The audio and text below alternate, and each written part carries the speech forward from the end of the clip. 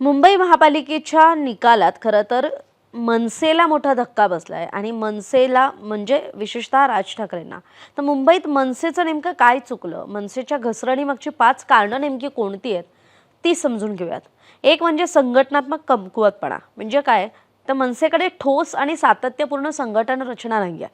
म्हणजे तळागाळापर्यंत मनसैनिकांचा प्रभावी प्रचार झालेला नाही आहे. अनेक प्रभागांमध्ये कार्यकर्ते हे अजूनही निष्क्रिय असल्याचं दिसून आलंय.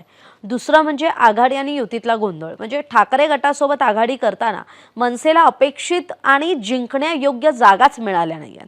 सेकंडरी रोलमध्ये गेल्याचा फटका सुद्धा मनसेला बसल्याची चर्चा आहे. आणि तसं खरं तर याविषयी भाजपात गेलेले संतोष धुरी यांनीही तसं बोलून दाखवलंय. तिसरा मुद्दा सांगायचं झालं तर मराठी मुद्दा प्रभावहीन ठरणं. म्हणजे काय, एकेकाळी मनसेचा मुख्य आधार असलेला मराठी मुद्दा यावेळी मतदारांवर म्हणावा असा प्रभाव टाकू शकला नाही. म्हणजे विकास, सुविधा आणि स्थानिक प्रश्नांपुढे हा मुद्दा काहीसा फिका पडला. चौथा मुद्दा म्हणजे राज ठाकरेंच्या सभांचा मर्यादित परिणाम. आता खरं तर सभा झाल्या का, तर खूप मर्यादित काही अगदी विशिष्ट सभा झाल्या. त्यातली शिवाजी पार्कची सभा गाजली, ज्याला सोशल मीडियावर सुद्धा अगदी वाहवा मिळाली. पण ती सभा किंवा ते वातावरण आहे ना, त्या सभेपुरतं मर्यादित राहिलं. मग त्या सभेचं अपेक्षित रूपांतर मतांमध्ये झालं का, तर नाही.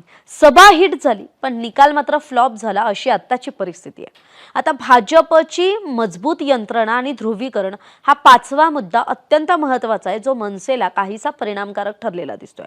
म्हणजे भाजपचे जे प्रभावी संघटन कौशल्य आहेत, त्यांच्याकडे असलेले आवश्यक आणि उपलब्ध संसाधन म्हणजे रिसोर्सेस आहेत, आणि त्यांची जी पक्षाने आखून दिलेली रणनीती आहे ना, त्या रणनीतीच्या जोरावर मतदारांना आपल्या बाजूने वळवण्यात भाजपला यश आलं. आणि त्यामुळेच मनसेचा जो पारंपरिक मराठी मतदार होता तो सुद्धा फुटल्याचं आपल्याला दिसून आलं.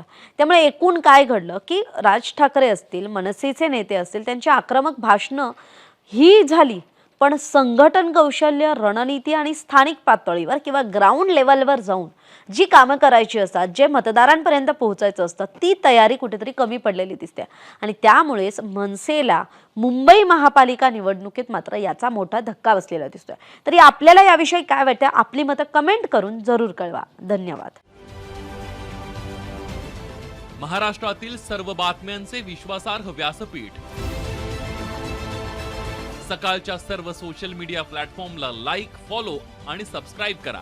तसंच सर्व नोटिफिकेशनसाठी बेल आयकॉन प्रेस करायला विसरू नका.